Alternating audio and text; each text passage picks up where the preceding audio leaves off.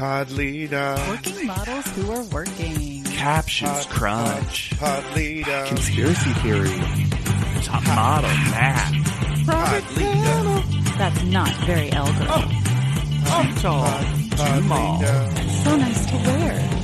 I guess. Hey everyone, and welcome to another episode of Pod Lead'em. Or if you take out the vowels, it's a shorter Pod Lead'em because they're still in the petite cycle. I'm JW Crump, and a bunch of girls grab clothing, but only 8 girls can get clothing. I'm Alexander Price, and beautiful eye penetration. And I'm Hannah Jane Ginsburg. And first of all, this Walmart is large. And we're talking about Cycle 13, Episode 5.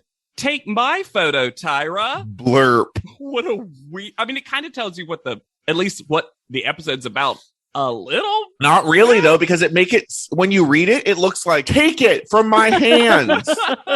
But I retitled it, The Girl Who Pulls Sunday into Next Week. Best pun of the cycle so far. And if you like puns, you should join the Lead'em Pod. You really should. By going to anchor.fm/pod Lead'em, where you can donate as little as 99 cents a month. Just if you enjoy this and you have some scratch around your house, you hep cat, you should House scratch. Throw it our way, sailor. Hot ticket boys. Hot ticket boys and cat scratch fevers. And you know what's, if you can't afford 99 cents, you know what's free? An email. And we got an email I want to share at the top of the episode, which I think is super fun.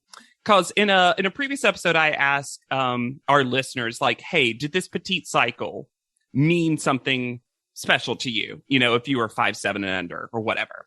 And we got a bunch of great emails. Thank you. Gonna take the time to respond to them all about this. But I wanted to read this, and in particular on this episode, it's from Jen, double N Jen. Subject: short person's take on Cycle 13. Hey guys, love the podcast. JW asked how short people who watched the season as it aired felt.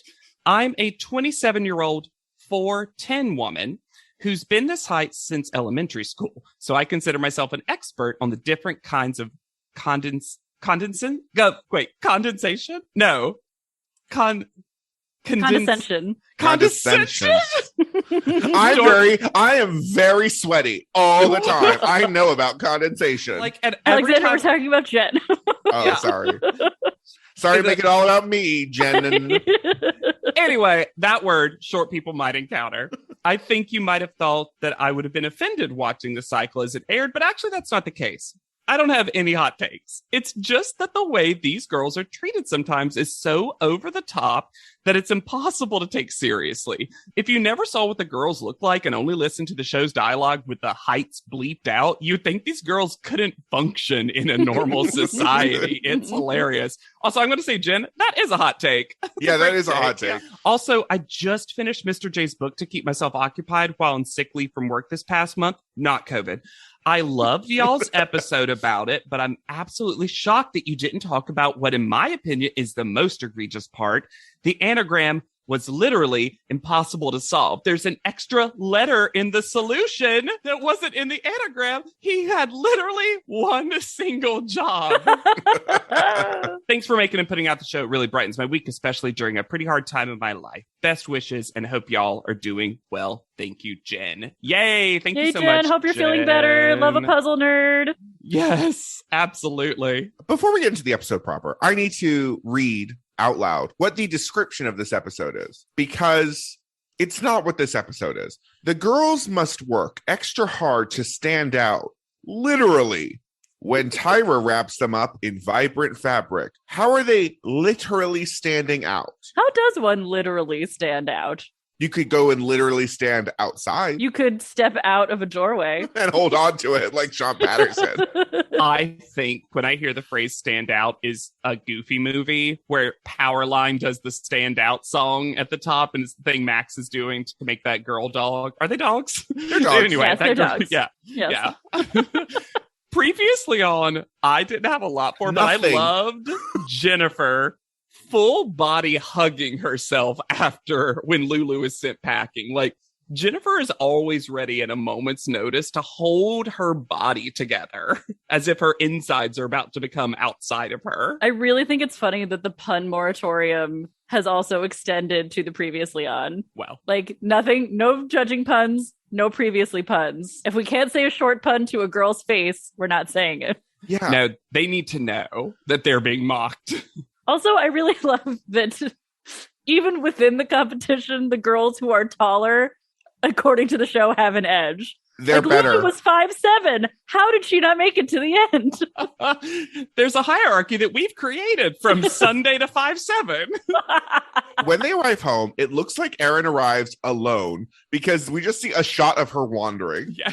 Are those headlights in that limo spinning? Probably. In their sweet ass limo. In their sweet ass limo. Is that the one gimmick this limo has besides booster seats? It's just spinning lights. I'd love that. How dangerous. They're digital art.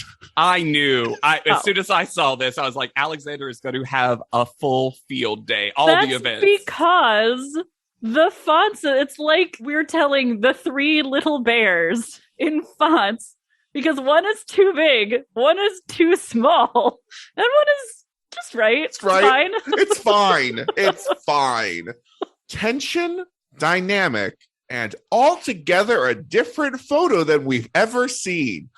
Excuse you? In the smallest. In the tiniest font. Mine was boob indeed, Kara. Yeah, I was like, Kara gave her own for it. Look at my boob falling out of my dress. But to bust out. Yep.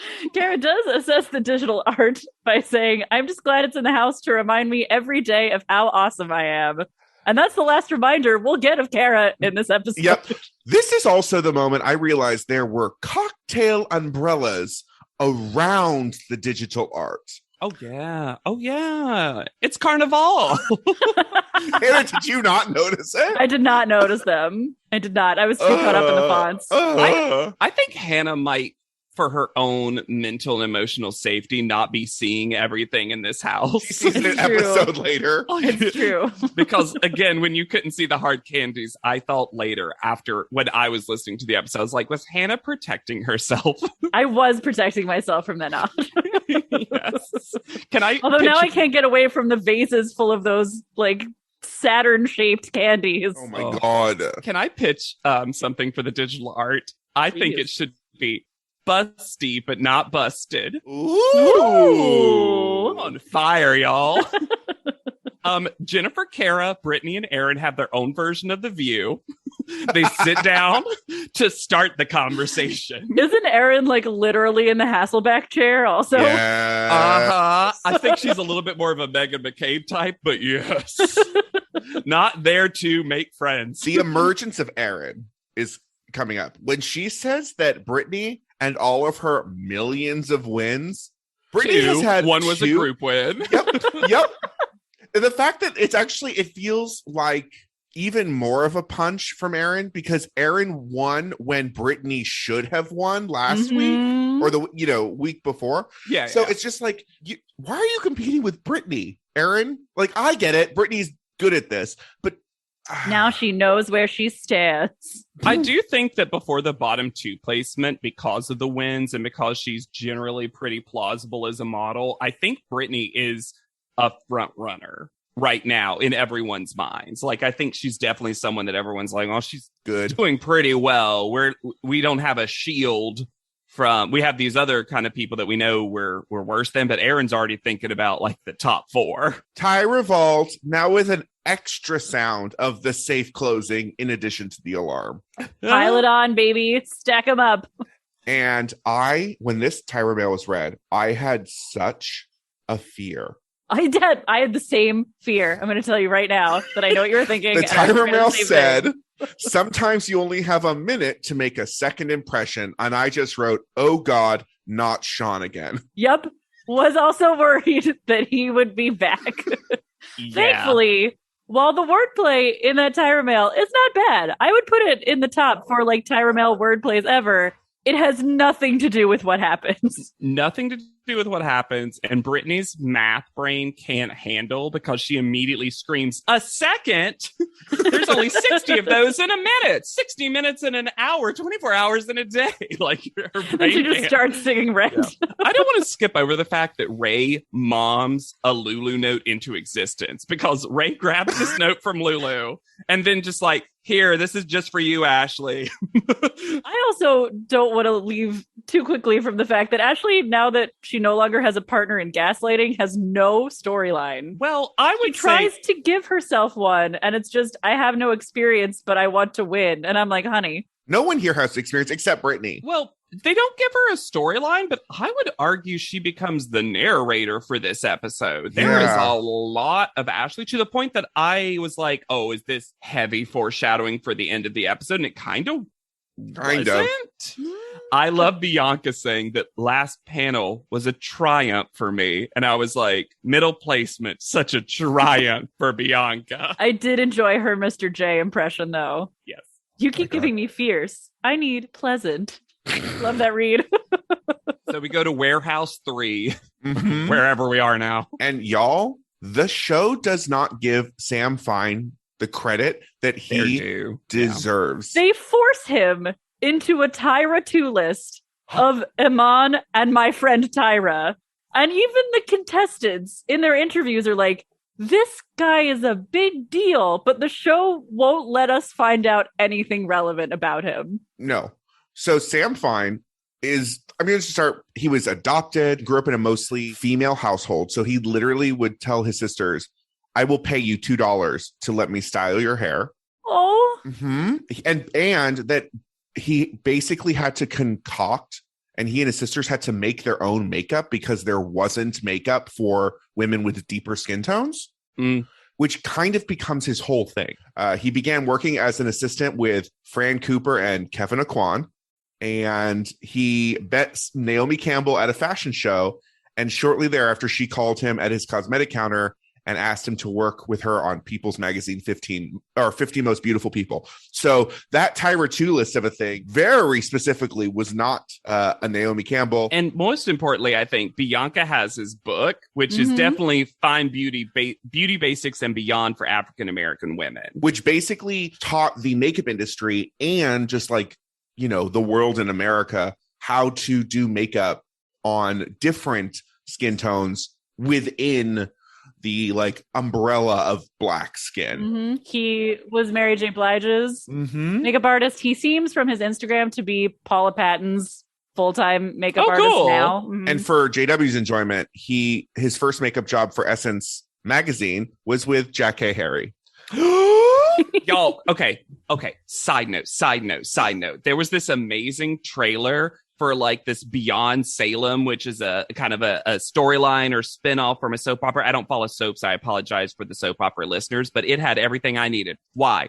It had Lisa Rinna meeting Jackie Cox in Lisa Rinna drag as another character. Also, it had Jack A. Also, it had Celicia. And I was just like, what? I was just like, what is this? I need to watch this. It has everything I like. It was so funny. Now, that all the Sam Fine stuff was Sam great. Oh, so good. However, where is Sam looking when he is addressing these models? That's because teleprompter. If you told me there was but that teleprompter isn't where the girls are. That teleprompter is in the sky. No, that's beyond. What they did. They made the teleprompter really high to make the girls look even shorter. It's just so nice to have an actual makeup artist there and not Mr. J. Well, I also felt like I was getting makeup tips now. Yes. I was like, this is very helpful. Thank you, Sam Fine. Though he said a sentence where he was like something about Tyra's feelings about a smoky eye. And I just was like, we know about Tyra's feelings about a smoky eye. It is very clear. It is funny that when they cut to the pictures of him doing some of the work, particularly on Tyra, then the next shot we see Laura is already beside of him. And it's in my head, Laura during the B-roll walked up and was like, I'm gonna make a new friend. Erin says that she doesn't like to do the whole 9 yards with concealer and junk because she doesn't see the point of it. And I said, that's spoken like a woman who is in her early 20s. Amen. Laura also said it was really enjoyment. And Almost my opening quote. And the editing, let that breathe and just let Laura sit there and smile. And I love that very Laura much. continues, and she'll get another one this episode, to have 1 or 2 moments every episode of being the best. Yep. Just to remind you that she's still here and still the best. We're actually probably getting as much Laura early on that we should get so that we're not ever overwhelmed by Laura. I love that Jennifer is still trying to make everything make even more sense than the show wants it to, because when she says about doing your makeup quickly, they're trying to make the agent might just call you and you just got to go. And I'm like, Jennifer, just host the show at some point. The way you're got this. You're setting up the challenges better than the show does.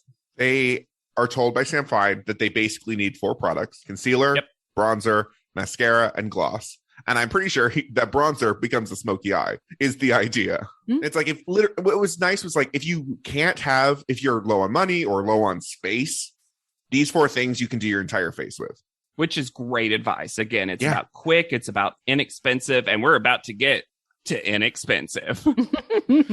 But not in gas, because when they head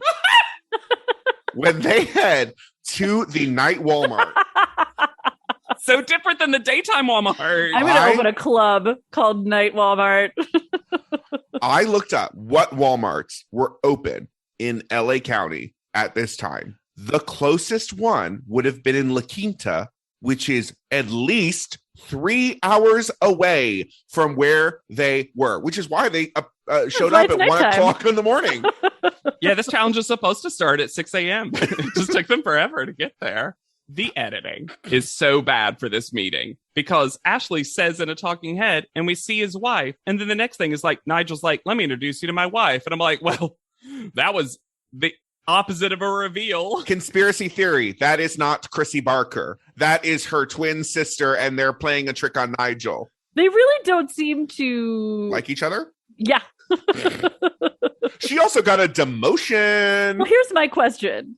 Did they get too many takes or not nearly enough takes? They give real looking for a third energy across the bar. And Laura is here for it. Laura said, they are hot. I will be that third. She all but got in between them again. But they repeat the same phrases so many times that I couldn't tell if they were reusing one take over and over again or just redoing the okay takes way too many times. I think Walmart and CoverGirl were like, you got to say this amount of this amount of whatever. I've had those contracts before. That is possible. I also think because Nigel can't deliver copy to save his fucking life, that they ran through with Nigel saying it and they're like, we also need Chrissy to say this too. And then they just kind of mushed the takes together. But Chrissy can't either. No. This is why she got a demotion, Hannah. CoverGirl lash blast length is not said correctly. If Mr. J had been on set, she would have gotten a verbal spanking. Stretching your lashes to extreme lengths that last without flaking or breaking. And I said this product should be called Lash Blast Length Last Non-Flack or Brack Mascara. Can you imagine? She also refers to the super length brush, which on the package is called the tapered ultra length brush. And I can't believe they used a take where she didn't get the name of the product right. She said elastonylon. No, that it actually said. Oh. Well, you know what? But you know what's super cool? The elastonylon formula. Oh, that's super cool. Super cool. Getting your lashes stretched literally sounds like a form of torture. Without flecking or blocking. We're taking her to the lash rack. The CoverGirl Lash Blast Makeup Rack. All during this, I love the way Nicole holds her purse because that is the way I hold a bag, is over your shoulder, like completely over. I also love when they show, and we will describe, I'm going to go right now, listeners. This is one of my favorite episodes of Top Model ever. And this challenge goes in the Top Model Hall of Infamy. This is amazing from start to finish. Nonsense. I will not let us besmirch this challenge. I mean, the best kind of nonsense. Oh my gosh. Oh my Lord. Okay, so to start, I love that there are little signs that say things like model basics, shoes, and I wish that was a permanent sign in Walmart. I want to point out from the very beginning of the introduction of this challenge Yes. that Nigel refers to it as the one-stop shop cover girl challenge, which is hilarious since there are 5 stops if you count the end. Sure, if you count the end. So they are going to have to race through 4 Literally. a mad dash, as Nigel says, through 4 different departments of the night Walmart. Lie. They have to run through the whole store. Well, no, they run through 3 departments and 1 Pop-up. booth. The most important thing is they definitely go through the produce section. And I wish there was an extra one that was like a banana for potassium. But the classic departments, right? Clothes, shoes, makeup, comp card. Mhm. That's where I picked mine up. I wish it was. Walmart has everything, guys. I wish it was like the photo studio, and then you had to go and use the printer. Yourself. You're like, oh. That would have made it better, actually. 1 printer jams. There's the normal prize of picture on covergirl.com, walmart.com, Walmart.com, and then they're paid in a gift card because they had to pay them. A photo on the, as Chrissy refers to it, cover girls page of walmart.com. Yeah. What does that mean? Give her another take. It's 2:00 in the morning, Hannah. They can't give another take. These girls are gagged for that Walmart gift card. Mhm. They start rolling around on the ground. There are tears. They are ready to go. And here's the thing. They did have to pay them. There's all this behind the scenes stuff. I love the practicality of $1,000 Walmart gift card. I'd be like, yeah, buy some groceries. I'm going to say something because, and this is going to be controversial yet brave, because they are told that one girl will be eliminated at each station because there's one less of a thing at each station. I don't think they say 1 less. I think they just say some less. Okay, some less. Yeah. I wouldn't try. It's not worth it. It's not worth it to me to run through and to get a picture on walmart.com. Not worth it to me. I respect you. Oh, these girls aren't doing it for that picture. They're doing it for $1,000 worth of produce, which is exactly what you spend that on. I respect it. I do think that's controversial yet brave. Mm-hmm. I would be the opposite. I'd be like, this is fun. This is stupid. This is like all of what I want. Well, you are joined by Aaron and Ashley because they have the same feelings about Aaron this. and Ashley, I'm joined by the cast of America's Next Top Model Cycle 13, who run like I've never seen before. The Amazing Race wishes it could get people to run like this. See, this is because I'm such a comp beast. I don't want to like show that I'm such a comp beast. So this is not the comp that I would need to win. Sure. I'm never going to win the show. So I want $1,000. That's what I am. I don't run. I don't run. At the first station, Laura and Kara are out. Laura's smile is just like, oh, dang. I'm shocked that the contestants understood this challenge as much as they did. Because while they were explaining it, and they said, if you get to a station late, there won't be enough and you won't keep going. And I was like, late? Is there a specific time that they have to be there by? This was a little reminiscent of that challenge with the elevators. Mm. But in that one, it wasn't that there would definitely be someone eliminated every floor. That was just like sometimes it's not like Walmart said, you're going to need to eliminate everyone by the time you get to the makeup counter. We can't have accidents in the Walmart. Only this half of the Walmart is insured. Yes.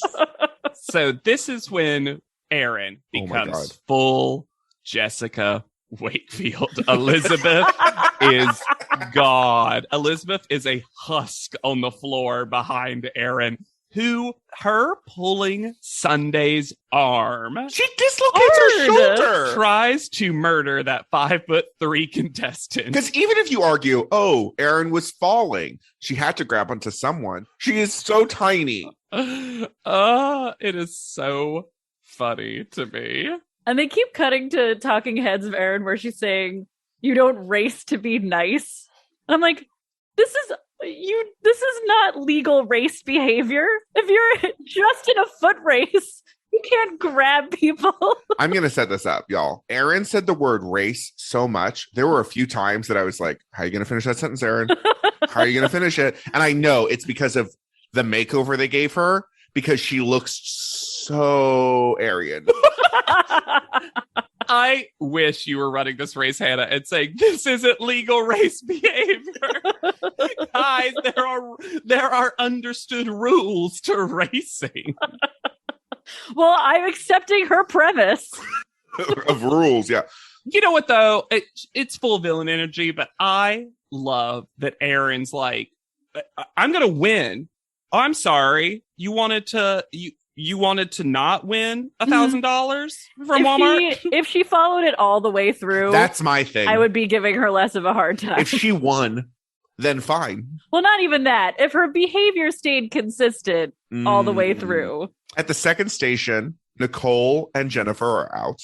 They couldn't have given them an easier shoe to put on. Nicole's hair has exploded. Nicole's hair cannot take motion. We have now learned this. The third station, Ray and Brittany are out. And this is where they're like, okay, now we're going to have a reset. You're going to have 3 minutes. And this is confusing. You're going to have 3 minutes to look for makeup. To shop the aisle. Not the wall. Not the wall. I was very sad. Also, Chrissy hates being at the end of this race. She's going, okay. Slow down.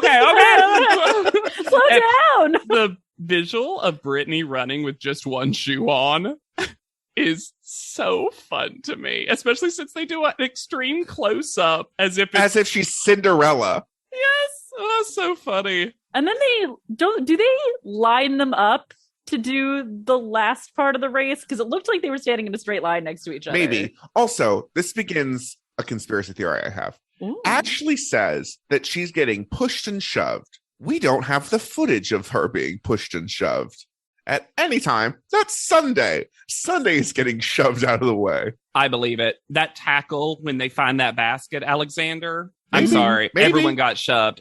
They went back to Laura and Kara, who got eliminated first, and went right to them again one more time. So then they run to the comp card department. Eventually. And they run because they have not been told who won last cycle. They don't know to look for Tiana. So and this is clearly what happened. One person runs past it. The 3 people behind are like, well, it must be further down. Even if they knew who to look for, those photos are so tiny. But there was a sign that said photos here. The sign was huge, but it was so funny to watch one person go a little further, and then the other 3 are just like, well, as long as it is classic game theory that if you're all close at the same time, you all have an equal amount of chance of winning. It's why all the fast food places are right at the same part when you go off and exit. I can explain more online later, but this is incredible to me. And as soon as one person truly recognizes where that is, Bianca just flies to it. Everyone's just ready to go. And Aaron does a game move to end all game moves. See, this is the kind of move I can get behind. Me as well. I'm not a fan of the physical violence. No. Fine. But getting the wrong picture and then just holding on to it is like, okay. I loved watching her grab 7, as she says, and then just flipping through all of them. Mm-hmm. And then the shot of her leaving, Ashley walking off dejected, and then just 2 photos flying into the empty space. Give Cycle 13 the Emmy. That is storytelling. So Aaron, Sunday, and Bianca end up the 3 at the end. And then this is where I realized it's just about the makeup because everything else has been the same. So they're only judging them on the makeup application. Well, and because it was a race, the hair looks insane. Not only that, they say something to Sunday that makes me think that's not makeup. She's flushed from running. The other thing this is truly why Erin is a villain. The reliance on pumping her eyebrows. Yeah. Nigel doesn't make it gross. Nigel says this person will win, and she does the single eyebrow pump. And it's not a look that I enjoy.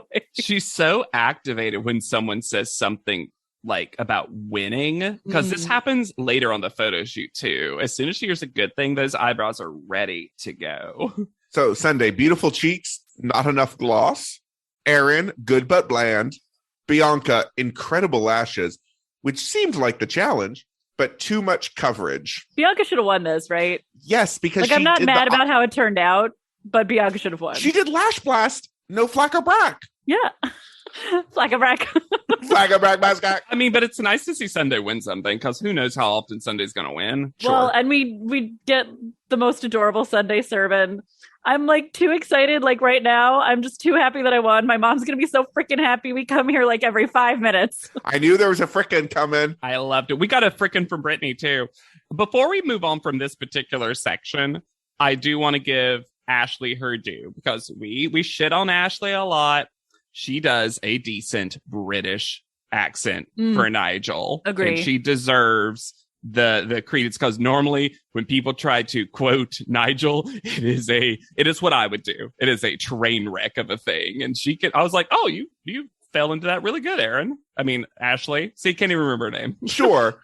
Though Ashley says Erin will do anything to win. And I'm like, that's coming from you, Ashley. You just didn't think of grabbing the photos and throwing them. I think the main difference between Erin and Ashley is Erin knows that she's a mean girl. Ashley doesn't understand that she's a mean girl. I don't know if Erin would agree with you on that, because Erin makes it everyone else's problem. She's like, they just don't know how races work because races don't have manners. See, this is what I'm talking about, Terrible. Hannah. Yeah, no, terrible way to do that sentence. But I would also argue that if you are running in a race, there are rules. And manners. There's actually manners in a race. You stay in your lane. I'm rejecting her premise, JW. I am as well. I have never felt so disassociated from the two of you before. Am I Erin? Oh no. I was like, good if Erin had fully like eliminated Sunday from the competition by breaking her arm. I was like, do it. Do it, pull harder. I will say, Erin crosses her arms too often in her confessionals now. So even her normal sentences seem a lot more evil. You know who Erin needs to talk to?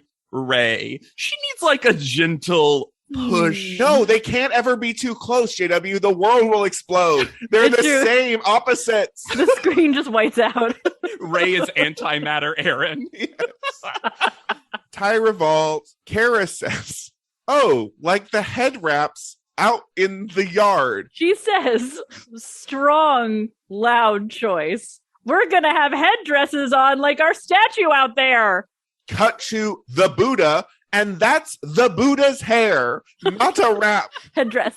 Okay, not a headdress. Also, is that Buddha statue new? And is that Buddha statue... Oh, no, that's been there. Okay. Yeah. I'm just keeping our eyes open for new statues that were models. That's a very good point, actually. Because we do get a completely new one later in the episode. So now we're in the limo. And it's time to, I want to start an actual conversation about apologies, because would love that. Erin brings up Erin's crying, and part of it does feel just like this, like stress, like exiting her body a little bit. I am on Erin's side at the beginning of this discussion. I am as well. Because when Ashley and Sunday are passive aggressively, oh, it still hurts. You can't see it, but it still hurts. That was where I said, you don't have internal bleeding, Ashley. She's like, oh, this bruise, you can't see it. It hurts, though. I'm like... And Nicole agrees. Nicole is like, everyone's bitching and moaning about their scratches. But I'm like, only Sunday can really bitch and moan. She had her arm pulled out. But even still, talk to Erin about it then. Yes, Be like, hey, Erin, why'd you fuck up my arm like that? Not like, oh my God, it still hurts. Oh, is Erin in this limo with me? I didn't realize. Like, no. I agree. Sure. So I think that once Erin, this is a complicated thing, but I that's why I kind of want to talk about it, because there's part of me, not the biggest part of me, but a small part of me, the petite part of me, that does think that Erin has somewhat of a point about apologies, that once people are asking you to apologize, well, then the apology can ring sort of hollow and insincere. However, the bigger part of me is also like, but if someone doesn't tell you that you've hurt them, done something harmful, etc., you personally might not know that there is an apology to Needed. be had. Mm-hmm.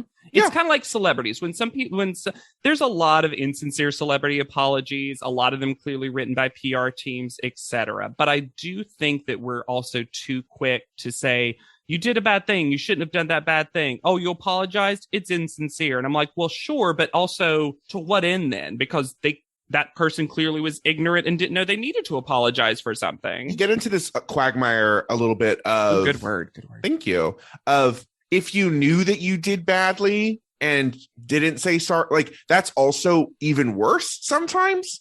Like you actively were bad. I think it depends on what you're apologizing for. Yeah. Because in this situation, Erin is told that she should apologize for her behavior. And to me, that's an easy out you've been given. You say, I'm sorry for this behavior. And even if it's insincere, it's still what the person is asking for. It's when you get into, I'm sorry you feel that way, then it's like, well, you might as well just have kept your mouth shut. Yes. But does she say that? It No, she feel doesn't. Like That's the thing. okay. I think if she had just said sorry, because she's the one who's like, well, now this feels insincere. Nobody else was saying that. And I truly think that Bianca, who comes out, by the way, from this fight looking by far the best, I think Bianca was giving her an out so they could just put a period on the day. And instead, Erin riles herself up and seems like she just doesn't want to say sorry and is giving herself an out of not wanting to say sorry. I don't know if I 100% agree with that. I do agree with the Bianca thing. And I wish we saw this side of Bianca more that I think we saw in the audition when she was having that conversation with Amber. Bianca is very emotionally pragmatic. Sure. Bianca is very much like, look, we all understand what happened. We all understand this is how you are. This is what we're asking for. Like, etc. It's kind of like with Amber. She was like, I get it. You want attention. You're someone who likes attention. So that's why you're doing this. That's fine. You know, I will give you that attention that you're asking for. Here you go. There's something about Bianca that's very like secure in the logic behind people's emotional decisions, which is very mature, I think, for that age. It is. Just a really expert mediator. Yeah, very much. I just hate when people make themselves the victim of the situation so quickly. And it seems like Erin very immediately goes into everyone's ganging up on me. And while I agreed that they were being passive aggressive, she could have gotten herself out by just apologizing. It took her a long time to apologize, even if this is edited down. A part of me wishes that she had just ignored them and gone full villain and just shrugged and been like, I did what I had to do. This is how I'm playing the game. Is that We're where not you're playing it talking the about same earlier when you were is. like, I wish she'd gone follow it all the way through, because she goes very immediately to a defensive place. And it becomes not even really about what she's saying, but the whole tone. That's what I mean. Of how she conducts herself. She centers herself and actually becomes for me, a more despicable villain. Because if she just went that route of like, well, I didn't do anything wrong, it was a race, fuck them, then at least she's consistent. I agree. But now it's like, I did something wrong. They're trying to make me feel bad about it. How dare they make me feel bad about it? I'm going to make you feel bad about something that I did. It just becomes this far more kind of gross miasma of victimization where she is the center of it. And I that's what makes me feel like blech about it. Third take. She should have gone more extreme villain. Open that limo door and just start pushing girls out one by one. Good respect. Pull out some scissors. Cut off Nicole's hair. Just taking a matchbook and going, just throwing it at people. Taking that red hair and putting it back on her head. Oh my God, her name was Nicole too. Belvardo Studio? Belvarado. We were here before. It's still up for sale. Great. I'm so excited about it. It's time for a quick bit. Okay. I have two thoughts that are very separate. One, I think this is actually fun. It's the right amount of time for a bit. Yes. Yes. The other thing is, do we think that Tyra was in this, or do we think this is a cut Samba Paulina style? That one. Okay. I love that it's Laura who goes up and is like, well, I'll do this. It's Laura. Of course it's Laura. And I love that it's Sunday telling us that Laura's doing it. It's like such a duo of Sunday being like, there's Sunday's Laura. background in Graffiti Alley. This is why I think it was not Tyra. Because when Mr. J does an Austrian folk dance out to like sidle up next to Tyra, Tyra is just like too composed to have had to spin. Right. Like, I wish she was dizzy. Like, or her hair is too normal. Everything's too normal. She's like vomits straight up on Laura. This was dumb. I'm so sorry. Tyra says, "It looks like we're in a photo studio, right?" Well, you are, Tyra. You are in a photo studio. They've been here before. Reveal. It's the Tyra shoot. Yeah. With the most indoor lighting and color we'll ever have. Although she can't help herself and makes one black and white for no reason. Oh, yeah. Now, let me explain beauty. And I actually like this because she's just saying, like, look, at the end of the day, beauty shot, it just means close up. That's what we're saying. Yeah. It's not a judgment call on how pretty it is. I also like that this is going to be relevant to their hopeful future careers as petite models. Uh-huh. And showing some working models who are working. Mm-hmm. Why were these models not ever guests on the show? They have no last names. No, you get an initial, Hannah. You don't have a last name in Top Model. At best, you get an initial. But also, it says, hey, Sunday, you're too short for this. At this moment, they're like, the shortest one is 5'5". I wish Tyra had said that out loud. She's like, and this model's 5'5". Can you believe a model could be that short and work? Anywho. Then Tyra lies and says that this is inspired by her sleep scarf. And then we see the grainiest photo that looks like a still from the movie Unfriended of Tyra at her laptop, at her Dell. Good reference. Thank you. I love that she can make even the most simplest. I love that she can make even the most simple premise complicated. The reason you unwrapped my body from the scarf is because you all are going to be having scarves on your heads. It's almost as if when something's simple and plausible, she can no longer justify it in her mind. Because the thing I will ultimately like about these photos is these are photos that could actually appear in your portfolio reasonably. Mm-hmm. And then prepare to be gooped. Because Jay says, at the end of this shoot, we're going to do something very different. Oh, I like this. I love this idea. I love this. Oh. What are we going to do? What? So did he know what the idea was, or did he not know what the idea was? He did. This is a fake conversation. Yeah. He knows and he hates it because it means he has to definitively compliment someone. His greatest nightmare. The girl that has the strongest photo will be determined today. That girl will be safe and will not be eliminated this week. And then an extra prize that we're going to be mysterious about. Tyra, though, I don't know if she ends up telling the panel what she did until that moment. I don't think she does, actually. It seems very, I'm going to keep this decision to myself. Jay's here too, but I'm going to decide. Because also, yeah, they'd be safe from elimination if you give them the winning photo. And it's not seemingly based on photo. It seemed to be based on photo shoot. Which I'm fine with that, actually, especially since part of this is Tyra's experience with them as a model, so I would be okay with that. I wonder if they were, because we talked a lot about how this cycle is a soft reboot. Yeah. We're introducing a lot of new concepts. And I truly wonder if this is something that they wanted to start doing more often, because I've read and seen international versions where versions of this happen very consistently. For example, often the challenge winner would be immune. And I just wonder if Top Model was like, let's try to do some of this stuff. Well, and later in Top Model, they'll get into like the Byzantine points structure. Which, while the way they do it is terrible, I always like that the challenge in the middle of the episode has a bearing on the outcome of the episode. I'm always going to be in favor of that. Yeah, because then why have the challenges if they're not going to be prescient? Mm-hmm. Mm-hmm. Are we ready to be whipped into scarves? Always.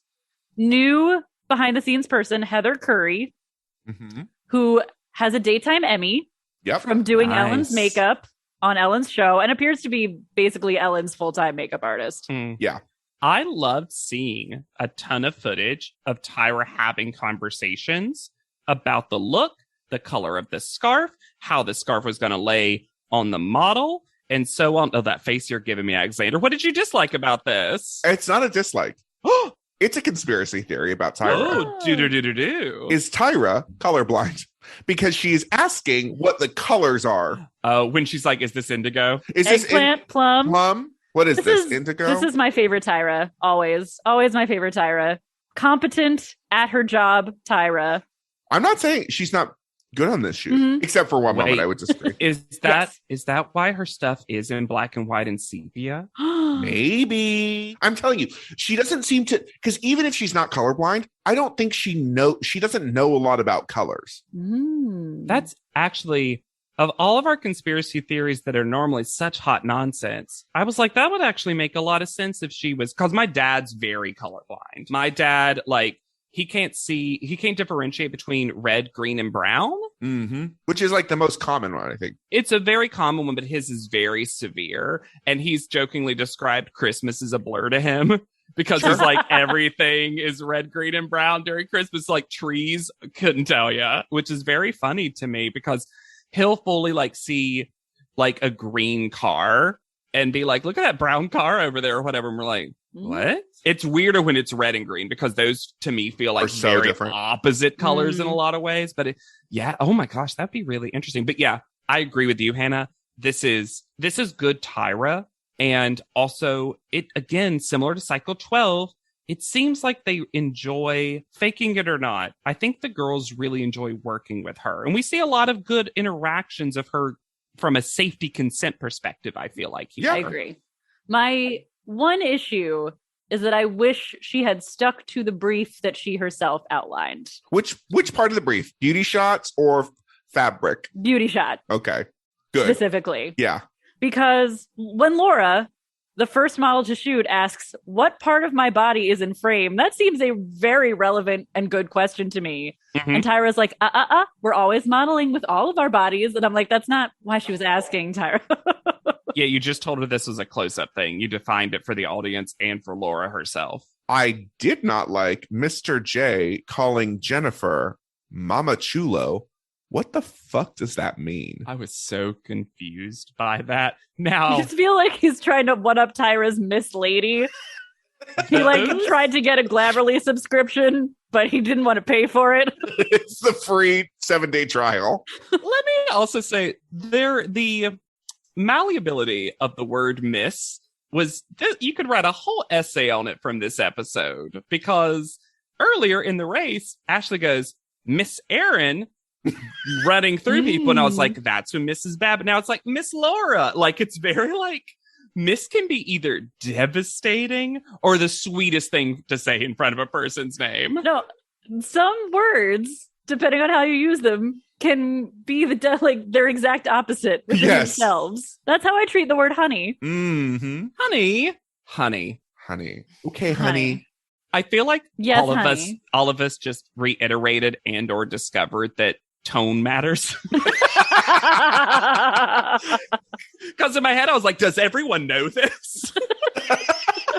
We're linguistical geniuses. Not as much as Tyra. That takes away boredom lips.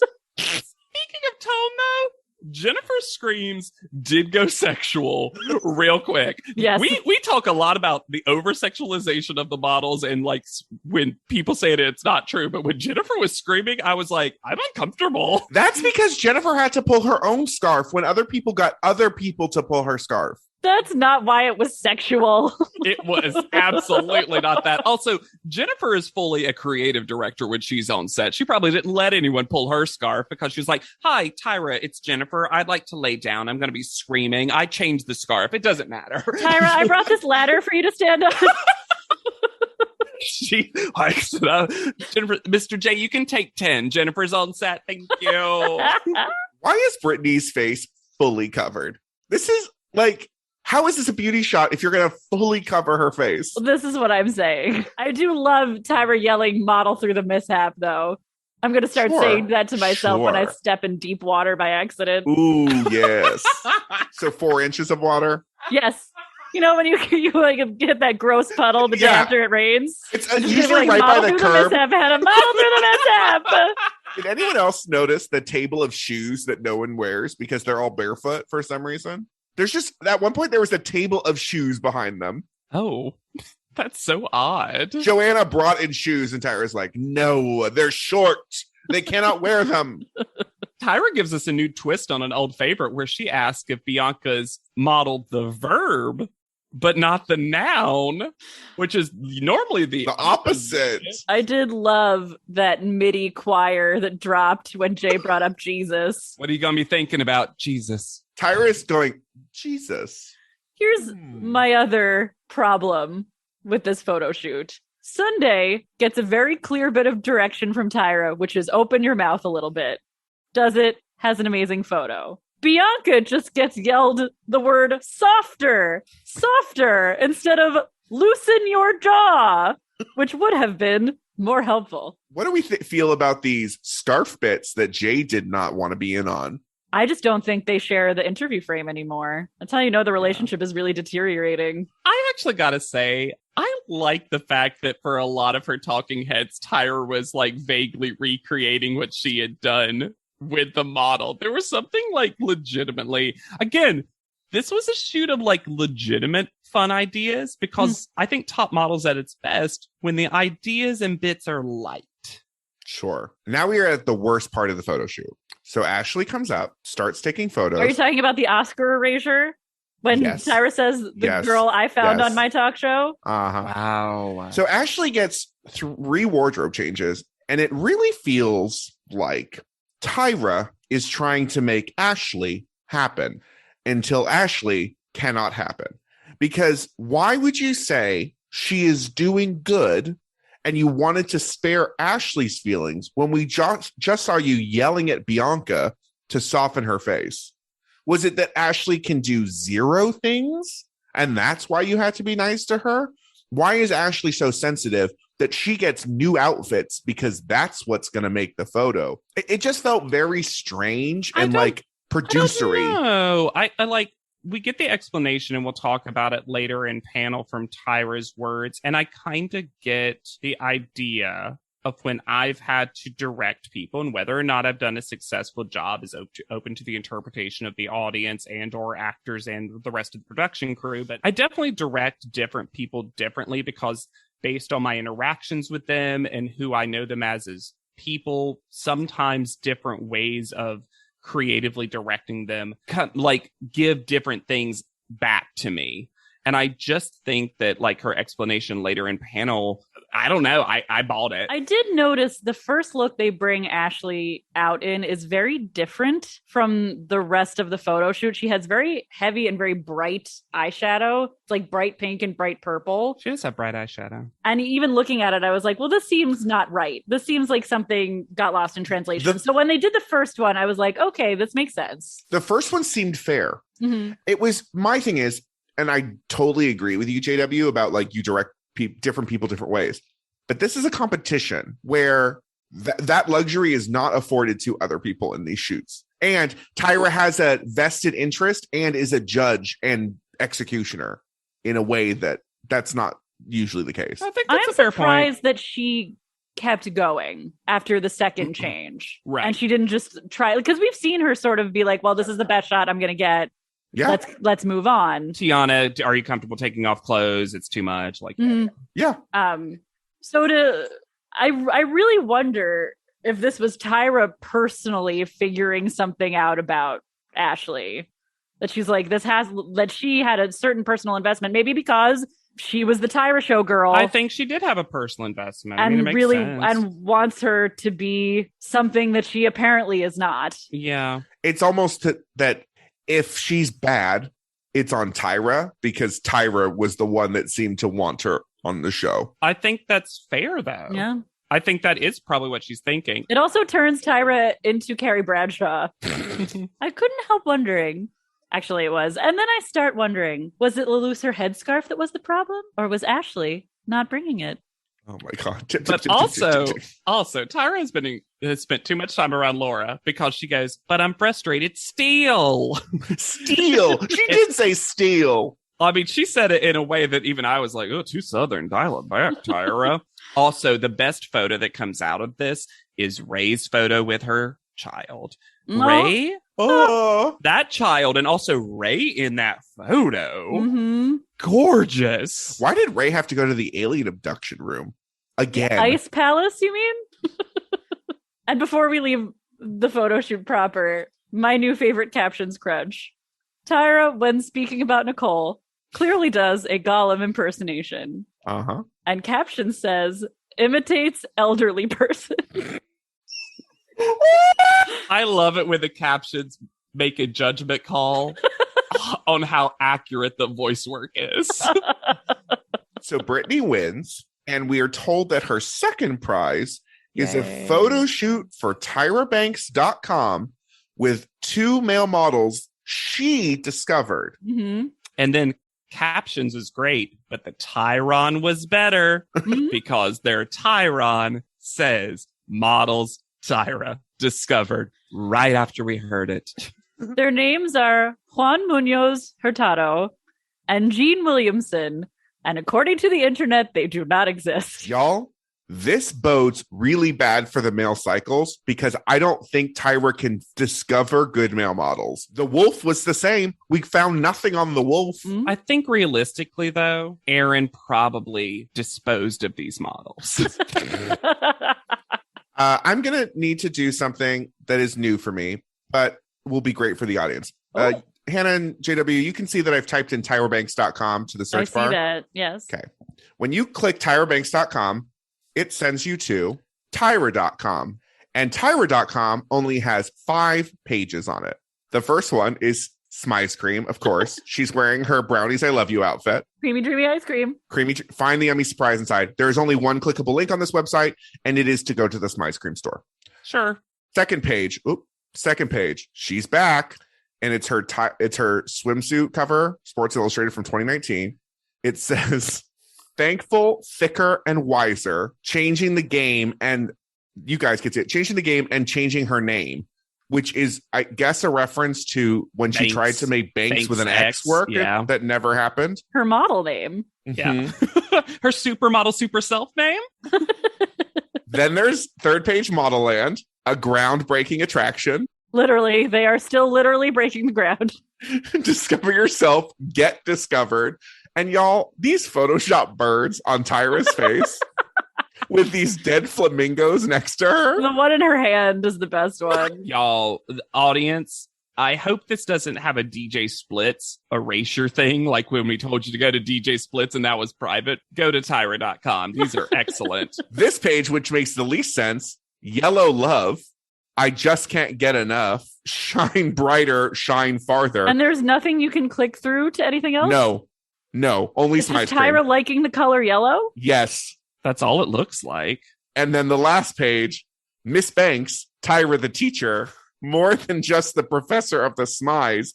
And they make this photo look like she's on campus. This photo could be literally anywhere It's so uncanny valley. Why does it look so weird? because it's blurry. It's up the low res. Because she was in motion running to class. That's the entire website. You can't click anything except for Smize Cream. Go to Tyra.com. Go to Tyra.com. .com. Welcome to our ugly home. Reddit is back for a historically hideous season. It's our 100th ugly house. This place is mayhem. That is impressive. And if these walls could talk, Do you cry a lot? I do. they'd have a lot to say. What in God's name is this pit? Don't get too close. You know, if you see the show, I'm a scaredy cat. Ugliest House in America season premiere Wednesday at 8 on HGTV. I had that dream again. My small business needs to hire, but I don't use LinkedIn, and I hire wrong. So then I'm doing IT, and when I go to plug the servers in, they become sentient, and they won't let us access our network unless we forward their chain emails and memes to more and more and more people, and then I wake up. Don't let hiring nightmares ruin your dreams. LinkedIn Jobs' new AI assistant finds and invites best fit candidates to apply, so you can discover talent you may have missed. Post your job for free at linkedin.com/quality. Start hiring today with LinkedIn. Oh, it's such a clutch off-season pickup, Dave. I was worried we'd bring back the same team. I meant those blackout motorized shades. Blinds.com made it crazy affordable to replace our old blinds. Hard to install? No, it's easy. I installed these and then got some for my mom. She talked to a design consultant for free and scheduled a professional measure and install. Hall of Fame son. They're the #1 online retailer of custom window coverings in the world. Blinds.com is the GOAT. Visit Blinds.com now for up to 45% off site-wide and free professional installation. Rules and restrictions apply. They look hot because you haven't had boys in a while. Tyra. I hate to the models you scouted. Yeah, I hate it when they set up like that the moment the girls see men, and look, sometimes we have a Ferranda situation where she wants that delicious candy. Mm-hmm. I get it. But like Brittany, I feel like was knowing the Brittany that we've met so far, Brittany was like, yeah, an extra thing for my portfolio. Right. Who cares if they're men? Who cares if they're anybody? It was a scale of Laura to Sunday because Laura is the most excited and Sunday agrees with Alexander, and these models aren't it. I love that Sunday is always one end of the scale. Sunday is the point in the middle of a circle that all the other women just orbit around, truly. And my captions crunch was during the photo shoot. It said bigger eyes, Jean, and Jean was lowercase. Huh. You got the bigger eyes, Jean. Yes. Back at the house. New statue alert. Ashley braids her hair next to a running ostrich. Is that Lulu? Is that why she's sitting next to it? Yes. No. Yes. She's just talking shit with that ostrich. She's like, you know who sucks? The ostrich is like, rah, rah, rah, rah. Aaron says, Brittany wins too many things, though, so I don't think she should keep winning.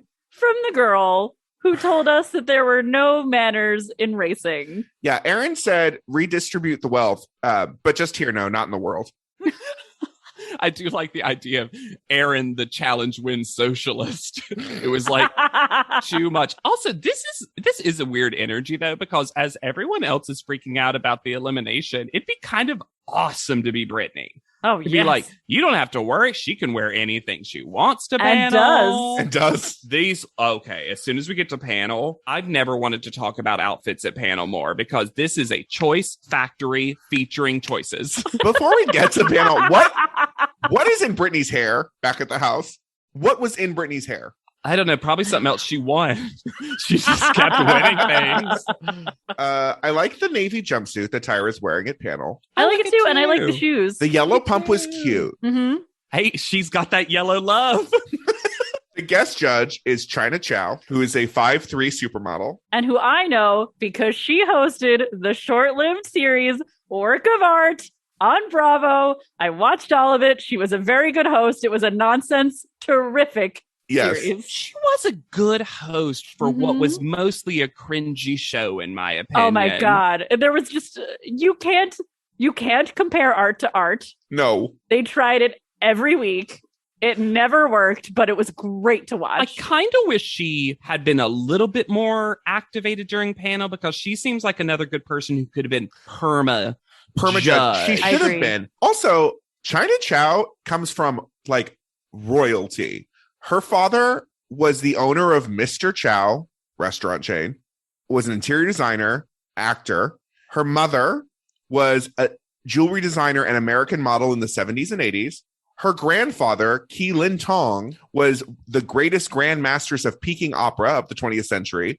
Her aunt, Sai Chin, was a Bond girl in both You Only Live Twice and Casino Royale, and was Auntie Lindo in the Joy Luck Club, and was in Golden Child on Broadway.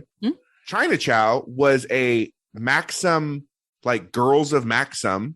She was 22 and 54 in the 100 Hot Women of Maxim. In different years, though. No, it was 2000 and 2001. Yeah, she was ranked 54, but surprise, China Chow's also number 22. China Chow has the credentials. Yeah, the credentials.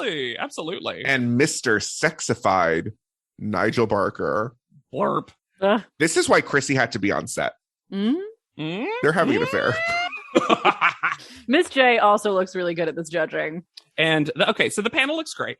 Love Victorian doll realness. Love that the panel looks great. The contestants. Oh my God. We're like, we've lived in a fun house and we're going to bring the fun house to panel because this, every choice. Nigel agrees with you, JW, because when Brittany is called, Nigel makes an audible ugh when Brittany comes up. Like she is going to a combined high tea funeral. Like a funeral she's a little excited about. But it's a networking funeral. This is kind of like in shows where when you're safe, you don't get critique necessarily, because it's kind of weird that like they show her picture, she grabs her photo in a really awkward moment with Tyra, and then she just doesn't seem like she gets any critique, which is not going to serve her in the future. Because Tyra doesn't want anyone to say anything against Tyra, because Tyra decided on this photo as the top, so no one gets to disagree. Yeah, but that's so bad for Brittany. I agree. I also don't think it should have won. Sorry, Brittany. It's a good photo, and she did a really good job modeling through the scarf, I would say. I'm standing for Brittany really hard. I also would not have made it my top photo. Do I think that if it was you got this immunity because of your performance on set with Tyra, I could see it being thrown Brittany's way, and that kind of seems like why she got it. She got thrown scarf on face. Yeah. And if Tyra had framed that way, you're absolutely right, JW, and then they had critiqued the photo, she would still be safe. Yeah. But not necessarily getting top performance instead of top photo. That would have made this whole thing make more sense. You could have made the argument that this isn't automatically digital art because it's not mentioned this week, and we don't have quotes for digital art. So it could have been like, Brittany, you're safe. The photo that will be displayed as digital art is, and it could have been Brittany. Mm-hmm. That's interesting. That's interesting. That's an interesting idea. I also kind of feel bad that now Brittany has to hold this for what's probably like 10 hours. That photo's going to be just crumpled. Stand there for no reason. When she said, like, Brittany, you can go, I thought Brittany was going to have to go stand on the side during this whole thing. Can you imagine? I did think it was cute that Tyra said you can gloat and look at your gorgeous picture. That was fun. All right. So, yeah, the pictures, it's fine. She had a different job than everyone else. Yeah. Yeah, I think for what was required of this photo, she did a good job. It looks a little like skin, though. I feel like someone said it looks like a great makeup, and I was like, they're covering her face. Makeup. Yeah, for lotion, maybe. It's a scarf ad. Or a scarf ad. I guess we could sell that scarf. Erin is next. Looking unkempt at judging. She's so angry about Brittany. Also, the bleached eyebrows are starting to show their first growth. Mm-hmm. And so you're getting little caterpillars above her eyes now. Why is her photo in sepia? I gotta say, though, I like this photo. I like it, too. I like this photo. She's a good model. She's a good model. I think somewhat limited in that she always makes intense face. Yeah. It is good. I would credit that, though, that she didn't have to wear a stupid bandeau top. It is in sepia, and she got a cool headscarf. I'm not saying she's not modeling well, because I actually think she kind of is, but she got so much production on this photo that no one else gets. It's one of the better concepts. Yes. It's also not a beauty shot. At all. And I mean, my favorite part of it, I think, is how she's holding her hand. She holds her hand really beautifully and gracefully. This is going to sound weird. Her ear looks really nice. Yeah. I would say if it wasn't in sepia, it could be a great lipstick ad. Because they kind of did one thing that was interesting, and as we'll see, is that with Ray and Erin, even though they have the same like hair color and eyebrow and that kind of thing going on, they went very different with the makeup application on those two. Yeah.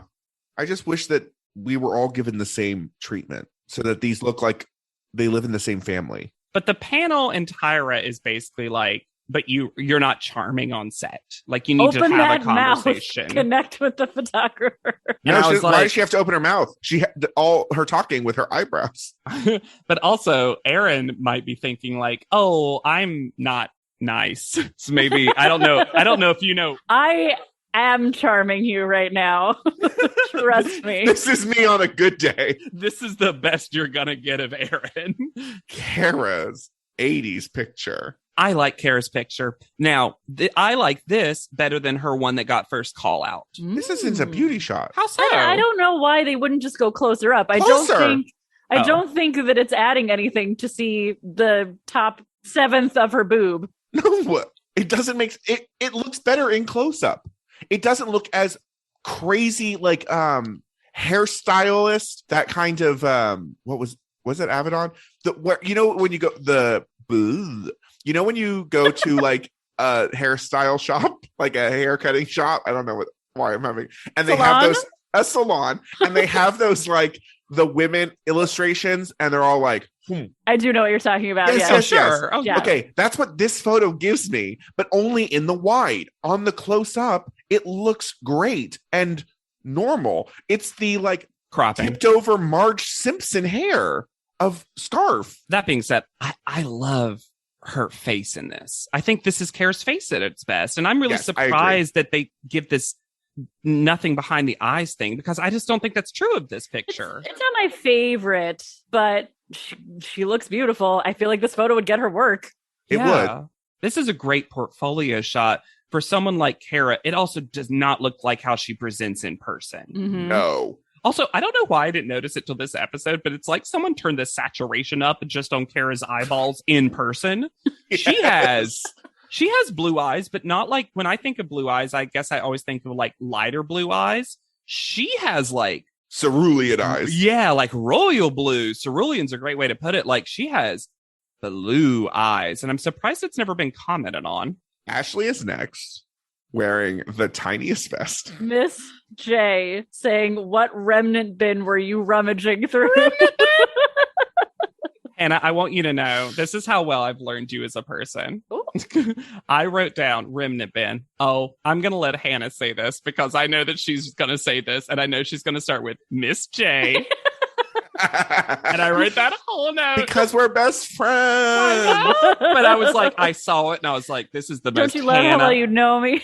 This is the most Hannah thing that Miss J has ever said. Also, it was the child's remnant bin. Yes. The child's vest. And it makes her look even taller. Like Ashley already looks like the tallest one there. Sure. And now she looks like she borrowed Sunday's vest. Also, once you take off the vest, she's one of the best dressed because she's in model basics. In this panel, she is one of the best dressed. This is crazy. I also enjoyed Tyra giving it to Nigel for trying to tell a black woman how to do her hair.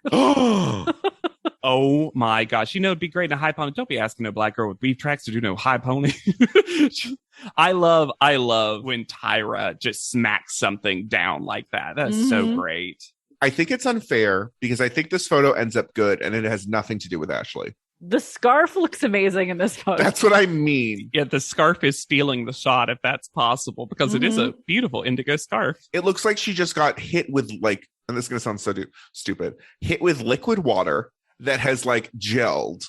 Like you're seeing it streaked. The rare fourth state amorphous solid. You know, like that episode of the cartoon Spider-Man where that X is stalking Mary Jane and he can turn into water? Uh-huh. Alex Mack style. Great episode of TV, by the way. Yeah. It's not fair. It doesn't seem fair that she got to get this photo. And also it's just Tyra being like, well, let's just do Britney's photo shoot again. You know what's funny is that I had to look that up real quick, Hannah. It was Hydro Man. Oh, because I had the action figure of Hydro Man. I used to have a ton of action figures. It was just a puddle of water. Well, here's the funny thing is that it only came with one. It was just because he's just a blonde dude in a big blonde guy. Yeah.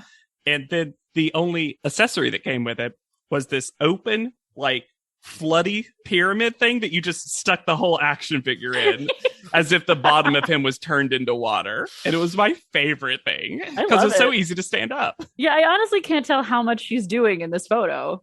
Yeah, it's also not a beauty shot because it's not her whole face. Now, here's where we have the conversation, though. And I like that Ashley said, I liked working with you, but all the changes got into my head. And I do think that's why I struggled on this, which is reasonable and politely worded.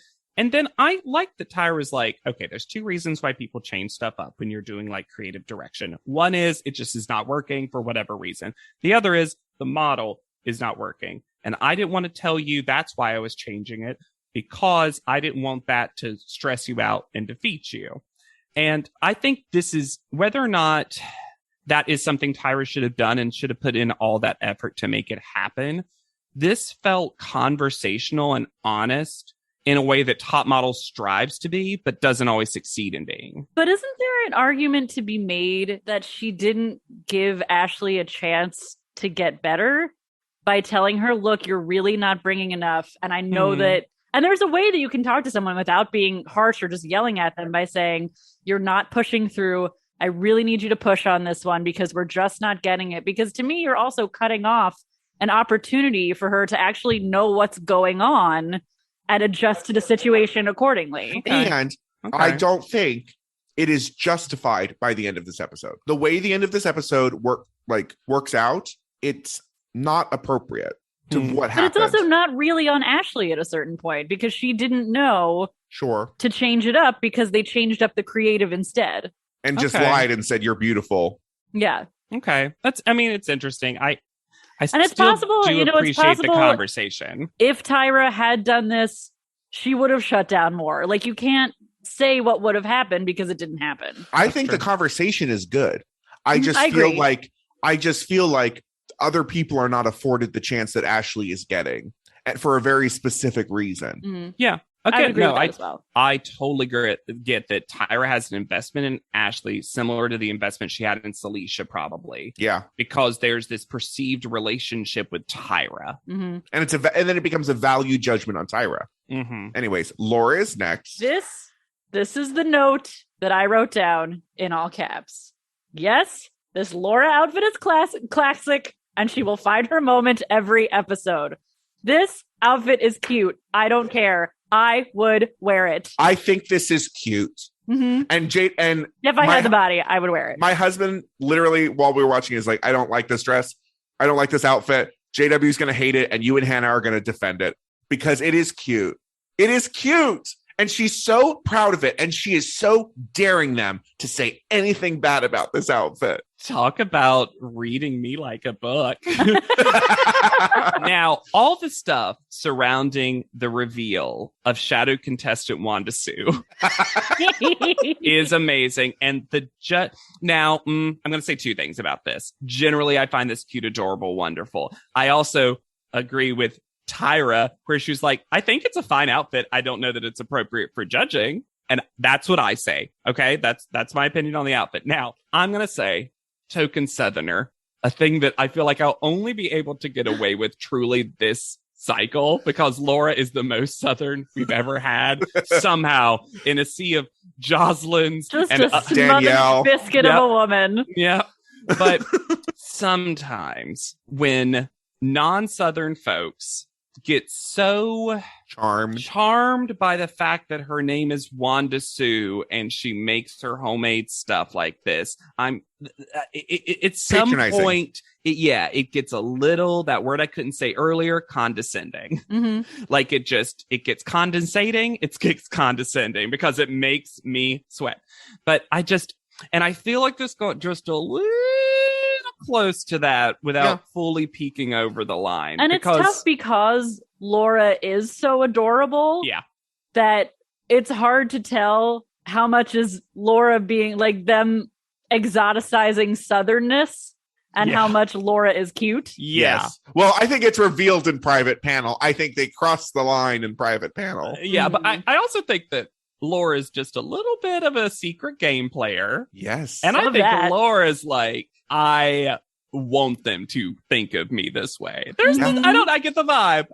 I'm telling you, the way she came up smiling, like let's see how this plays out. She led with the outfit. Yes. She knew what was gonna happen. I thought the outfit was cute. I did too. It's cute. Mm-hmm. I just think it's not appropriate for judging. Anyway. It is probably more of like a cute beach day outfit, but I don't care, especially in a contestant room full of crazy. Yes. That's the thing is I don't think it's the worst outfit of the week. We're getting there. But I also wonder, because it's a cute outfit, like you were saying, because they think of Laura in a certain way, if Celia had walked up in this outfit, would they have been like fashion? Yes, they would have. That's interesting. This is not a beauty shot. We can see her belly button and panties. Thank They also goodness give she her was some real modeling weird HGT. 70s game show music for this whole interaction that I don't understand. Gong show. Like she's come up in a donkey costume. I really like this photo. It's soft for Laura. Yeah, that's what I'm thinking. She's given us a lot of Badow. Like I'm thinking of that horse shot. Yeah. And this is a very different side of Laura. It's not a beauty shot. It wasn't shot like a beauty shot. She's turned away from the camera.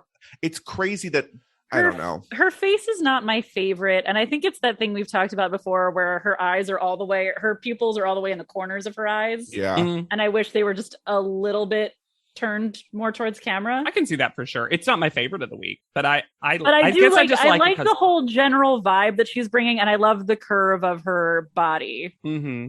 I just wish we got beauty shots.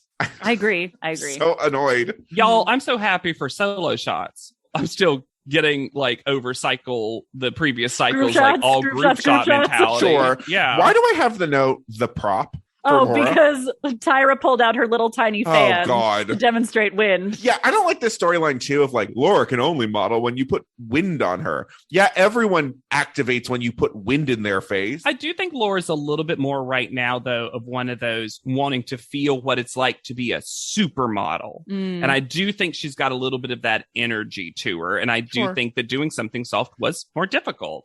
I am annoyed that Tyra says specifically for this one, this is why I pulled back to include your body in the shot when we've already seen several photos with body in them. Yes, agreed. Very true. Bianca arrives. This outfit, y'all. This outfit. It's a lot of shirts. The fix. A lot of pants. I like the pants. Okay. With that shirt? If you had paired the pants with a more simple shirt, I think they could be fashion. Okay. The pants could have been fashion with like a halter or a bandeau. Yes. Sure. It just felt like someone took this outfit from Bianca and somehow put it in a reverse dryer that made it bigger and then still told her to put it on. And when she did it get a lash blast length extends? No fracking or bracking mascara? It went on the lash rack. But when Tyra says the fix is going to take 10 years off of you, I'm just like, so she's 9 or whatever her age is. But still, that didn't fix it. The pop collar was the least of the problems. That shirt was heinous. Yeah, you can't fix that print. That color, that chartreuse.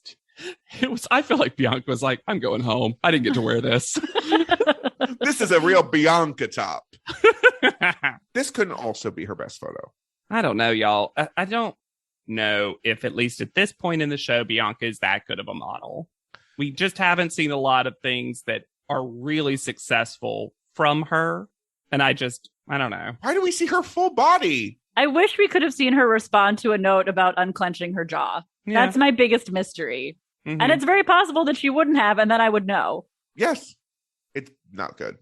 Nah. The color looks nice on her. I do, yeah. Ray is next. Ray, who decided to do a new bang. She's going to side swoop it out. She was wearing a lot of makeup also. Yeah. Maybe she had a breakout. You know, I think Ray went to Walmart and then mom energy shopped that wall. Oh, just while we're here, I'm just going to pick up a couple things just while we're here. Tyra saw Baltimore's shot and said, well, I'm just going to do that one, huh? I'll just copy that shot. It's pretty gorgeous, though. There is something very strange about the color correction of this shot, though, because they make Ray's eyes a color that they are not. To match the scarf. I love this, though. And I love that it's like Ray's already developing a very diverse, interesting portfolio for herself. I don't not like the photo. Oh, I wasn't saying you did. Yeah. I'm just saying that I like it. And I also think it's very different. And I wouldn't even recognize it as Ray necessarily. No. Her jawline is gorgeous. Oh my God. The way she's holding her lips and you can just see her teeth. Yeah. That takes a lot of work to make it not look terrible. I mean, we call her Ray, but this is an angle. You know what I mean? That was a math joke for everybody. A ray is a line with a point that extends forever. Should we move on to the next segment? Yes. Nicole is next. I don't like this photo. It's a full body shot. I don't care about the cropping. I don't care if it's beauty or if it's full body. I don't care what it's for. I do not like this. And I really don't like where her body and her hand is in her panties. I think her face looks pretty beautiful. I think if it had been an actual beauty shot, I would have been fine with it. I think her face looks photoshopped on. Maybe it is. I don't know. I don't know. I don't know. Nicole's been given a lot of credit and in this episode from Nigel about contorting her body in interesting ways. And I agree with Nigel, an embarrassing position to put myself in. Where I did hear too. Yeah. Where he's like, okay, you can clearly do a lot with your body. Maybe you could relax a little because now we've gotten to the point where you're becoming Stretch Armstrong. The belt that Nicole is wearing at panel. That's a big old belt.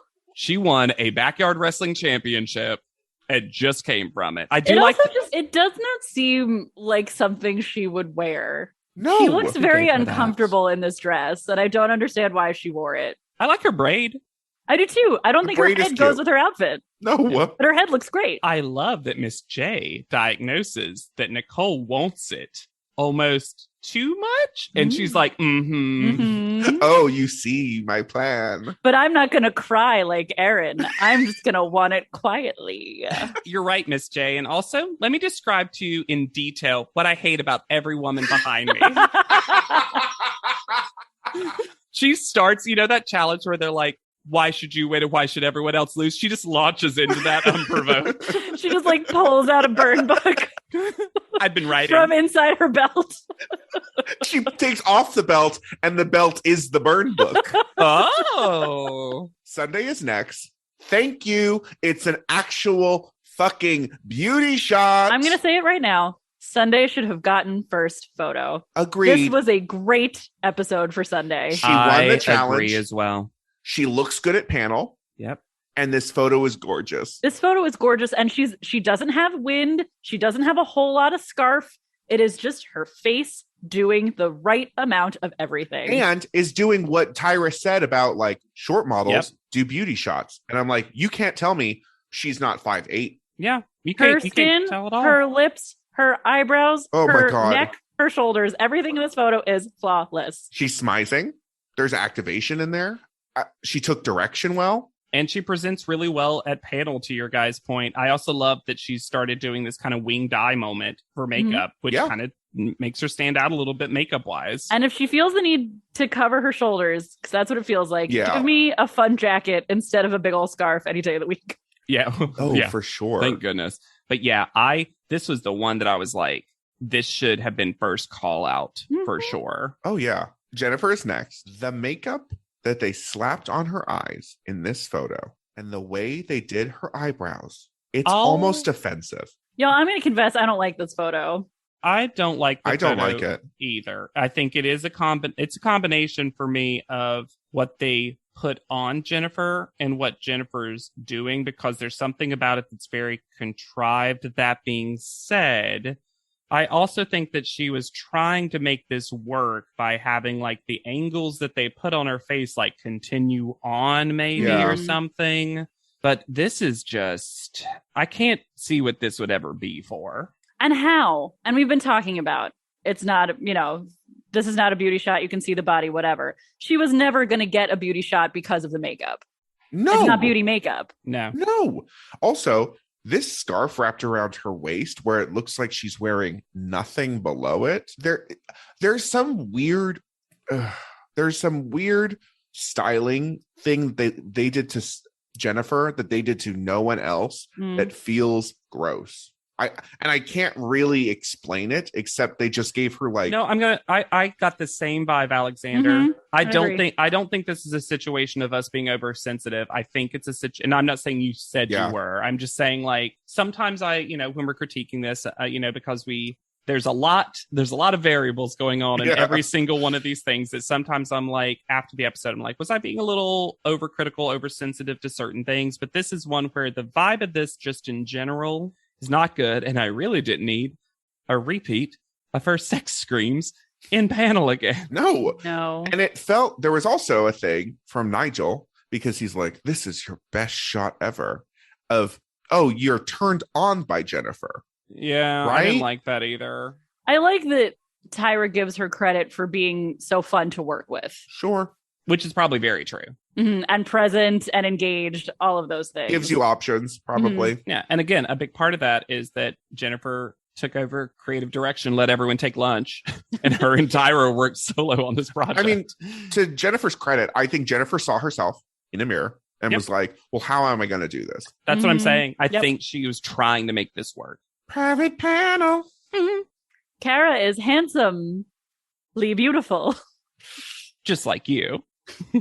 Nigel admits that you get jobs because people like you and not because of your photos. Tyra busts out her whole, the camera loves her, but she doesn't love the camera back. And then Miss J brings up, do you think she knows how to love the camera? Which I really appreciated, because I don't think it's anyone's like, I hate you, camera. You love me. I will never love you, camera. Like, it's a skill. It's not ineffable. And, I don't know what that word means. Is that like natural? Yeah, it's not mysterious. Oh. It's not like, she just doesn't love the camera. No, there's a skill that she doesn't have. Oh, I love. Yeah, this felt like Tyra trying to defend Ashley yet again, that because Tyra picked her out, that she has to be good. And there's something beyond Tyra's control that is making this problem work. Yeah. Now, that being said, Tyra does a rare good Tyra joke where after Miss J says that, she's like, yeah, she needs couples counseling. It was That was funny. Cute. This was an overall really strong Tyra episode. Yeah, she was very low key, but also dialed in. Yeah. Laura makes Nigel laugh, and that confuses him. And this is where I was talking about JW's point. Well, I also think that there's this small, because Tyra, I think Tyra's like, well, Laura comes in and it's kind of like, Laura's here. Let's have fun. It's a party. It's this, that, and the other. But I think truly what might be happening is Nigel is discovering that he can like a contestant as a person. Yeah. And not have to want to fuck I'm not attracted to her, but I want to spend time with her. Is this what you're saying when you're saying a man and a woman can be friends? And then I love China daring them to say something racist about Jennifer. She's like, do it right now. It did feel like that, and I appreciated it. Because I think China looked at that picture and was like, what the fuck did they do to her? Yeah. And was like, cool. Let's talk about Jennifer's photo. Would love to hear everyone's thoughts. All out order. Brittany, why don't you take your place? Brittany, take your place. I only have blah, blah, blah photos in my hands because one of you already has it. And has been holding it for 3 hours. How many fingerprints are on your photo, Brittany? Ruined for that portfolio. So Jennifer gets second call out because China was like, how dare you do that? And being fun to work with. Yeah, sure. Sure. I like this idea that China was like, you give her that photo right now, Tyra. You apologize to Jennifer. Yeah. You apologize to that model. Because that photo was so bad. There's no But way. not Jennifer's fault. Oh, yeah. No. Then Ray, the correct second choice. Nope, not the correct second choice. Sunday. Oh, sure. You're right. Yeah. Because in my mind, Sunday was first call out. Except, as we'll hear, Nicole is fourth. No. Then Aaron. I would give Aaron that placement. Sure. Then Laura. Why have we got not one single? Well, I guess Ray's the closest to a because beauty the only shot. thing they said about Sunday in private panel was that she needs to be doing photos like this more often. And I'm like, you're going to punish her for getting better? Yes, because Sunday is fourth from the bottom. Ridiculous placement. And Kara, who we thought looked pretty good. I would have put Kara higher too. Which leaves Ashley and Bianca in the bottom. I think that's the correct bottom too. It's the shortest shorts versus the longest pants. Two very different models stand in front of me. One has tiny clothes. One has big clothes. I will say, Bianca said, don't eliminate me. I've got my eye makeup is fire. Smoky eye. Her eyes looked amazing. When Tyra said, though, it is a shock that you're standing in front of me. I was like, well, it's already happened twice, Tyra. Tyra turned into Sunday for Bianca's assessment. And actually, it's such a shock and awful that standing in front of me because I'm looking at how beautiful you are right now. Like, even closer up, it's like, whoa, so stunning and so soft. It's just, yeah, that's very funny. I just think it's so funny because I'm like, we've literally had Bianca in the bottom two enough times in enough episodes that it's actually more shocking when she's not in the bottom two, Tyra. And then Ashley's critique. It was so hard to shoot you, but I continue to tell you, beautiful, beautiful, yes. And I would give you the critique. But if I would have told you how difficult it was, you might not have been able to continue. You were the most difficult girl for me to shoot of all of the 10 girls here. But who stays? I think there's a clear loser in this situation that is not the person that goes home. Yeah, if Bianca I hadn't been agree. in the bottom two so many times already, I still think Ashley should have been eliminated here, and none of us have been that enchanted with Ashley so far.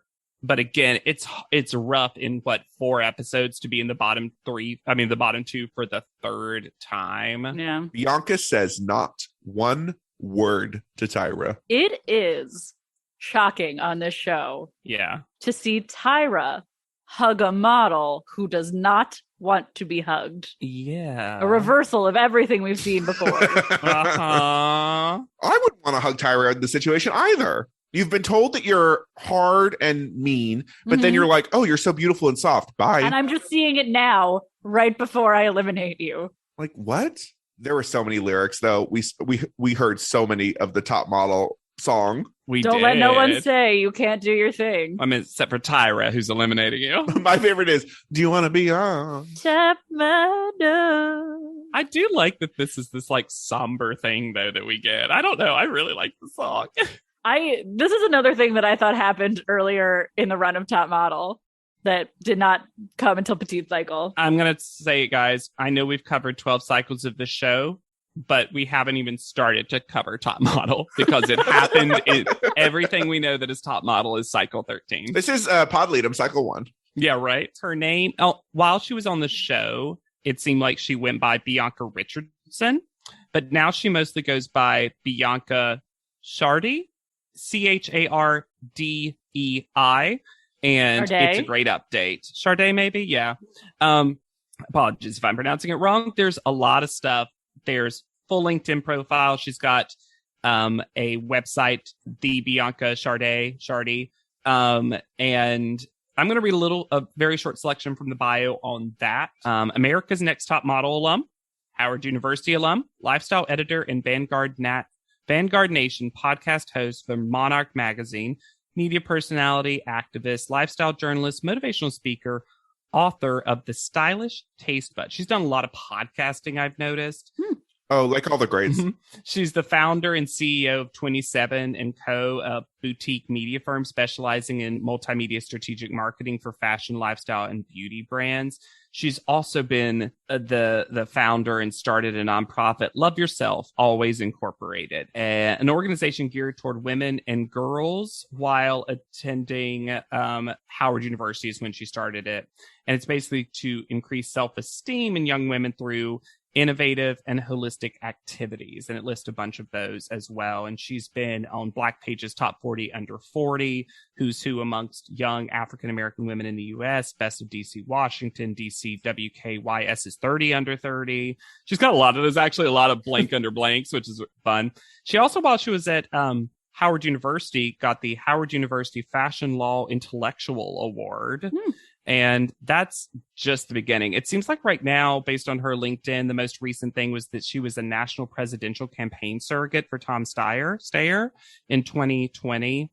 And again, it goes on and on and on. It seems like she does a lot of stuff for, you can find her radio page and when she's hosted some stuff. So the only thing, interestingly, that I couldn't find, and maybe it exists, but to be honest, I had so much information, I didn't feel like I needed it. I couldn't find an Instagram, although I did find a Twitter, but on her Twitter, it's very just retweeting stuff that she's a part of and no original content necessarily. So maybe she's just not on social media because she's on literally every other media, including radio. So yeah, there's a lot in the pictures of her, gorgeous and timeless and lovely. But you will notice in all of her photos that she has longer hair now in most of her photos. So she's changed her look up since the show, at least. Her face looks the same, though, like that. Yep. Oh, absolutely. Really stunning face. I liked Bianca. I liked Bianca a lot. I was worried at the beginning. I thought the show really tried it with Bianca. That's a good way to put it, I think. And I thought she mostly held up under that really well. I do not think that at the time of the show, compared to the other contestants, and this is a strong cast modeling wise, I think she was definitely often, based on the pictures that we saw, reasonable to be in the bottom.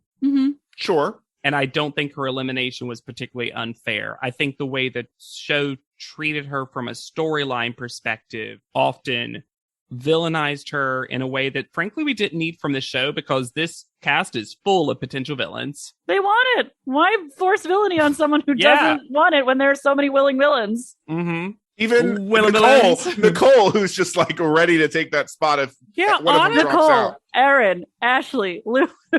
Ready to villain at a moment's notice. Laura will do it, but like with a smile. Yeah, like this is a contestant that for me, I didn't remember too much about Bianca, but I remembered her being more of a villain in my eyes. Mm-hmm. And I'm glad I got to revisit the show with y'all and have my mind mostly changed about her from a personality standpoint. Because I really think there was a sense of wisdom with her. Oh, yeah. Mm-hmm. That really permeated everything that she did. I agree. She just, sometimes when she was whining about stuff, needed to say slightly less. Yeah. Like if you're already complaining about the makeup, legitimately so, maybe also don't complain about the outfit openly too. At the same time. Yeah. Maybe just to the least sympathetic person. Yeah. But if you think we're the most sympathetic people, you should rate, review, and subscribe to this podcast. We love hearing from you, your hot takes, your iced tea, take a drink. Leave that review. You can also go to podleadum.com and send us an email, or at podleadum@gmail.com, or you can send something to our new P.O. box. New address, y'all. New address. So look at the website at podleadum.com. You will find the new address so that it's actually much more convenient for JW and I. At our old P.O. box, thankfully, no melty Smice cream. I mean, I'm devastated that none of you did that for us, but it is for the best. I mean, they did do it for us because they went to Anchor.fm. Oh, you know what? That's true. But we got 5 postcards from a listener on his road trip through the national parks. Oh, that's amazing. And I'll be sure to show these to Hannah and JW at my birthday party. Yay! So we can read them together. We each get at least one for the fridge. Yeah, JW, you better bring those Smice cream stickers when you come. Oh, absolutely. Alexander is turning Smizety 1. Strawberry birthday! Yeah! Strawberry birthday for everybody. Except Alexander. You can find me anywhere at Yet Charming. Come say hi on Instagram at Hannah Jane Ginsburg. And I'm on Twitter at JW Crump. And be sure to use the hashtag PodLeadum whenever you do, because that's how I search it. Yeah, and thank you when y'all just do research work for us on Twitter when there's a fun thing like the crate meme that was going around, and one of y'all shared that someone put Tyra Space next to it and said models for your next runway challenge, and then just showed the crates. That's fun. Oh, that crate challenge was the dumbest thing ever. But still, is it more or less dangerous than things they've done on Top Model? Who's to truly say? Who's to say? Yeah. Let me check in with my giant pendulum real quick. Can't wait till we get to that. For Podleadum, I have been Alexander Price. I'll be Hannah Jane Ginsburg. And I'm JW Crump. And we'll see you on top. Podleadum is not endorsed by America's Next Top Model, Tyra Banks, 10x10 Entertainment, or any of their subsidiaries. It is intended for entertainment and informational purposes only. America's Next Top Model and all names, pictures, and audio clips are registered trademarks and copyrights of their respective trademark and copyright holders.